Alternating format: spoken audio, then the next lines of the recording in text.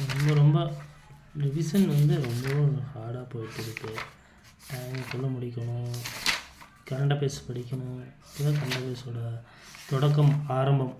Current அஃபேர்ஸோட தொடக்கம் ஆரம்பமாகுது. நான் வந்து நியூஸ் பேப்பரில் படித்தேன். இருந்தாலும் ஒரு ப்ராக்டிஸ்க்காக இந்த புத்தகத்தையெல்லாம் நான் வாங்கிக்கிட்டேன்.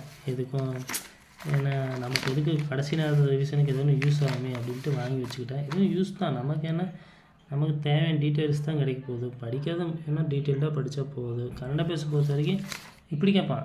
இங்கே பாருங்களேன், நான் ஒரு கொஸ்டின் காட்டுறேன். இதெல்லாம் பார்த்தீங்கன்னா 1992 டிசம்பர் ராமரின் பிறப்பிடமாக இந்துக்களால் நம்பப்படும் இடத்தில் கட்டப்பட்டிருந்த 16ஆம் நூற்றாண்டைச் சேர்ந்த பாபர் மசூதி பாபர் மசூதியை அந்த அன்னைக்கு இடித்தாங்க. இது ஒரு கூற்றாக கேட்பேன். அடுத்தது வந்து இதை எப்போ இந்த முகலாய பேரரசர் பாபரின் படைத்தளபதி மீர் பாகியால் பாபர் மசூதி கட்டப்பட்டது 1528. அது ஒரு கூற்று. கரண்ட் அஃபேர்ஸே இப்படி வந்து கூற்று போட்டுருவேன்.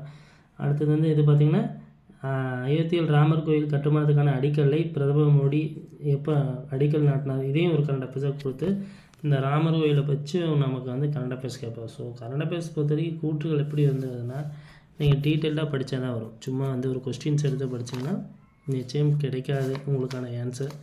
ஏதோ ஒன்றும் இல்லைங்க மிஸ் ஆகிடும் உங்களுக்கு. ஒரு மார்க் பண்ணால் நம்மளாம் ஃபெயில் தானே கொடுமை. ரொம்ப இதனால் நான் வேலைக்கு போயிட்டு இருந்தேன். திடீர்னு இந்த ஒரு வாரமாக உட்காந்து வீட்லேயே உட்காந்து படிக்கிறப்போ ரொம்ப ஹெவியாக தான் இருக்குது. உடம்பு பெயின் எல்லாம். சொல்லப்போனால் வேலை செய்கிறத விட கஷ்டம் படிக்கிறது. அது ரொம்ப நேரம் படிக்கிறதுங்கிறது கஷ்டம்தான். இருந்தாலும் வேலை வேண்டும்ல, பாடுபட்டு தான் ஆகணும்.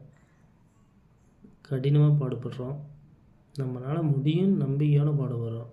வெற்றி தோல்வி அடுத்த விஷயம். தோற்றாலும் கௌரவமாக தோக்கணும்னு பாருங்கள்.